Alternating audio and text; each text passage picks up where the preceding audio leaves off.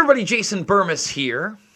And if there wasn't enough evidence to connect Donald Trump to Conor McGregor from the tweets afterward, from the admission by Dana White that they are close and he can call him at any time, this is during the Republican National Convention, by the way, and he will answer the phone to Darren Till saying that Dana White may have called Trump on his behalf to get a visa inside the country. You see, Till was having some legal trouble, to now Dana White admitting in an interview that he got a call from Air Force One from Trump following the fight. Funny enough, it was Trump questioning how Cowboy could have gone down so easy. Now let's unpack that for a little bit. Obviously, I did my video post-fight, Cowboy and Conor. If you haven't seen it, it's out there. But you have to wonder if Trump was feeling out, if in fact it was a fixed fight. Cowboy himself had to address this. So if you want to see the latest interview with Dana, Dana also says right now he and Trump are now closer than ever. So if you doubt that that's how Conor essentially got into this country with 2 open rape investigations, one of them extremely violent, reported by the press as a high level of violence, well, guess what? Now you have an idea. That's how the world works. UFC, WME Entertainment, ESPN Plus, Disney, Reebok. They have a huge vested interest in this guy. And Trump and Dana White are like 2 peas in a pod. And Dana White has lied many a time about this. We've already broken it down several times.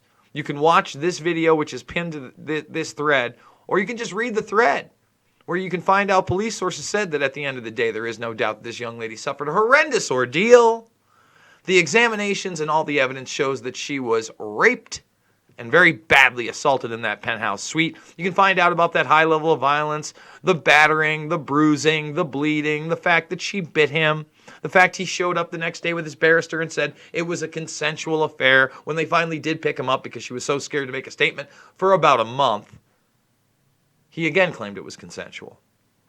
She's also turned down over $1 million because of the high level of violence. None of this being reported on in the mainstream media in the West, but plenty of reports overseas without naming him, but all of it confirmed to be him, not only through the leaked WhatsApp messages, but through the network RTE, and much more. I mean, you can go read this right now. You can go read it right now, okay? You can read about how Ruth Coppinger got on the House floor, Parliament floor, I'm sorry, similar to our house, and talked about Irish sports stars basically raping with impunity. Allegedly raping with impunity. How about that? That's awesome, huh? So what I want to do is not only talk about Dana White, but the fact that I missed an article by Slate, okay? And they did a great job. This is about a week after the fight. Samir Khalef. I got to find him on Twitter. I couldn't right out of the gates. There's the tweet. See, I should have said it. But I do want to tweet this out, but I don't know if it would actually attach to his name. This is actually a rather good article. Let's read it really quickly. All right. Before Saturday night's fight at UFC 246, Conor McGregor was a flailing malcontent whose most notable bout in 2019 was when he sucker punched an old man who didn't want to try the fighter's brand of whiskey. McGregor earned additional coverage outside the cage last year after he was accused in Ireland of sexual assault in 2 separate investigations, both still open.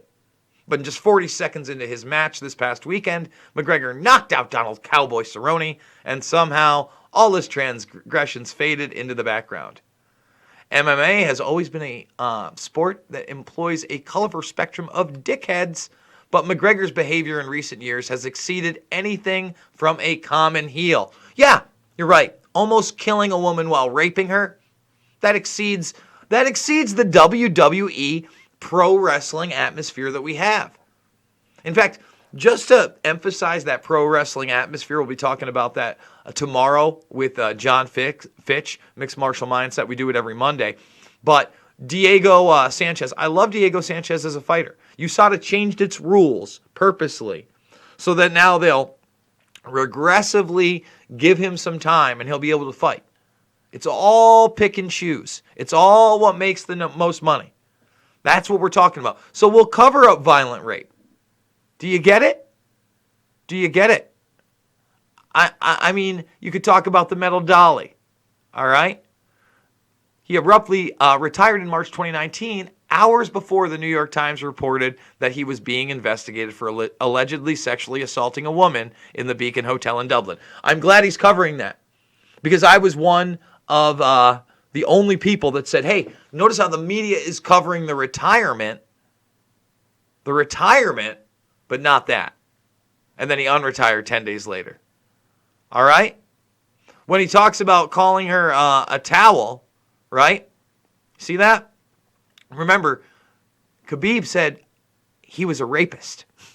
And he also said he was a rapist in a clip that we played earlier this week. Media in the United States not covering that at all. At all. All right?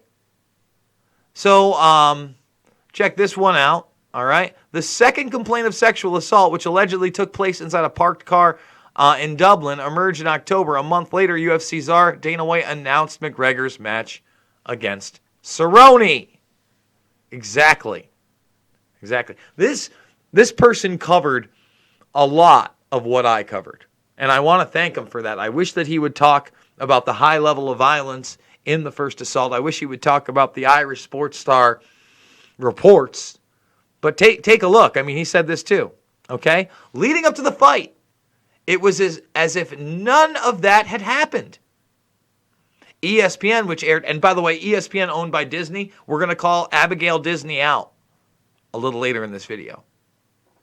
Thank you very much, Peaceful Warrior. Salute to you too, my friend. Appreciate that super chat. Which aired the match on its subscription streaming service. Yep, that's right, ESPN Plus. Put together a commercial that called McGregor the most controversial. The one way to put it. That's one way to put it. Los Angeles Lakers star LeBron James found it humbling when he was told the UFC fighter considered him a model for his health regimen. Oh, that's humbling. Thanks, LeBron. When Morgan Campbell, the only journalist with balls, a reporter on the assignment for the Times, asked McGregor about the investigation at a presser days before UFC 246, the crowd booed loudly in a bizarre twist. Cerrone stood up for his opponent. Why you gotta keep going there, he asked Campbell. White cut in and repeatedly referred to the ESPN interview done the day before. McGregor never had said a word because everyone else in the room put together a defense for him. The ESPN interview White referenced didn't provide any useful answers. Again, thumbs this video up, subscribe and share if you're new to the channel. But thank you for this. MMA reporter Ayla Helwani conducted a marshmallow soft sit-down. I would say softer than marshmallow soft. I'd say marshmallow soft if it was part of a s'mores that I was snacking on. But thank you. Not terribly surprising for a network loath to spoil the product it's trying to sell, and asked him a vague question about allegations that failed to specify what those allegations are. McGregor faced as little pressure in the conversation as he did against Cerrone. I can't say anything about this. It just has to take place. Time will show all. Yeah, that you're a fucking violent rapist piece of shit. That the upper echelons of power, and now we're going to go to this really quick, including Disney, have covered up for.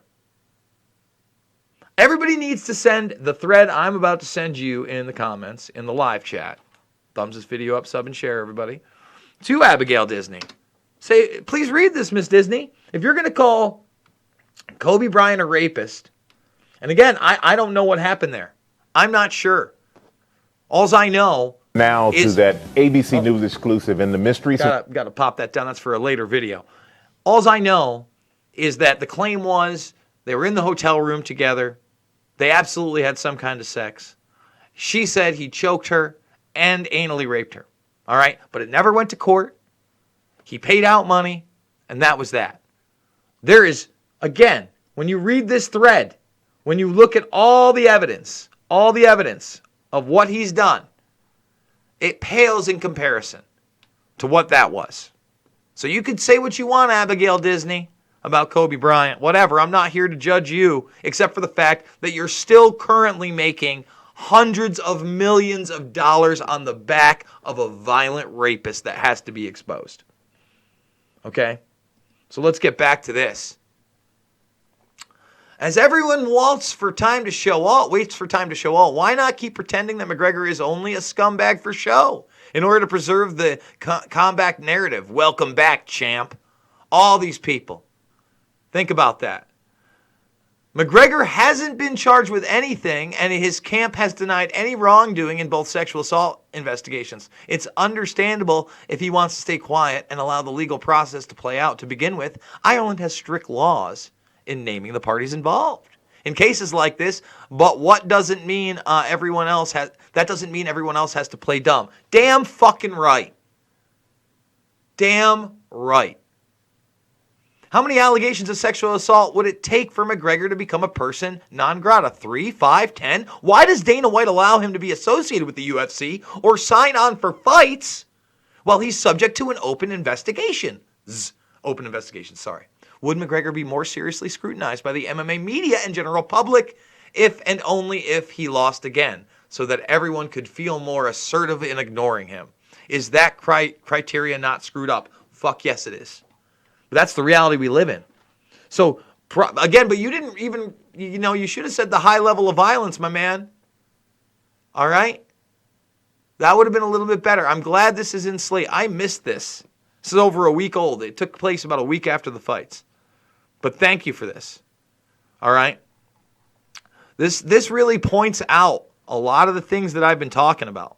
He's not a hero. First of all, I just want everybody to know it's good to admire other people. All right? For certain aspects of their life. It's good to set goals for yourself and try to strive towards things. If you see my Twitter feed, hashtag be your own hero. Be your own hero. Every day I get up, I think to myself, all right, well, what am I going to do today? What matters? And hopefully that reaches other people. Thank you so much for the super sticker there, Mondor Damon. Really appreciate that. That doesn't mean I'm perfect. That doesn't mean I'm superhero.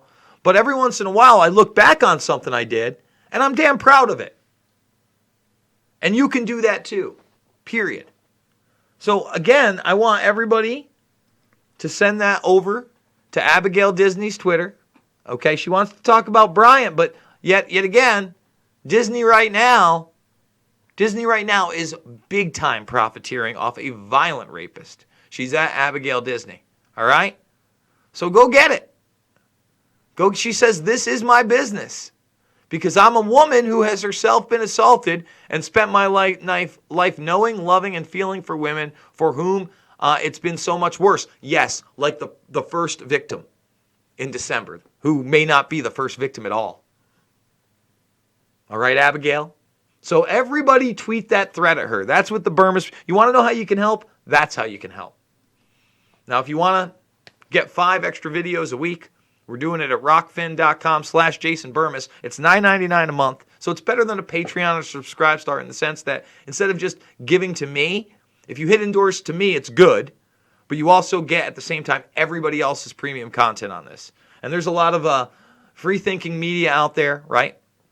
There's Nico House, there's the Convo Couch, there's Graham Elwood, there's Ron Placone. You've got MMA guys like Ben Askren, Jordan Burroughs. It's awesome. And I'm going to be streaming later, I think, the Super Bowl. I'm going to get a big thing of nachos here. I'm going to stream the Super Bowl commercials. I'm going to watch Super Bowl over here. And I'm going to stream the commercials with you guys so we can get into it big time. So if you're a premium subscriber, get ready. That's what we're going to do at kickoff time. I think that's around 6:30. So we'll probably get there around then. Subscribe, thumbs up, share. We cover real issues here that nobody else seems to want to cover. The OPCW, Assange, the new Seth Rich leaks with the FBI. They're not really leaks, they're FOIA request documents, but they contradict everything they've said. Me getting punched in the face on Friday night. If you haven't seen that story, go over there. I may still lose a bottom tooth. It's a little shaky. It's hardening up. I'm hoping that I can eat some real solid foods. The nachos may be stretching it. We'll see. We'll see. Okay, guys, I'm also a documentary filmmaker.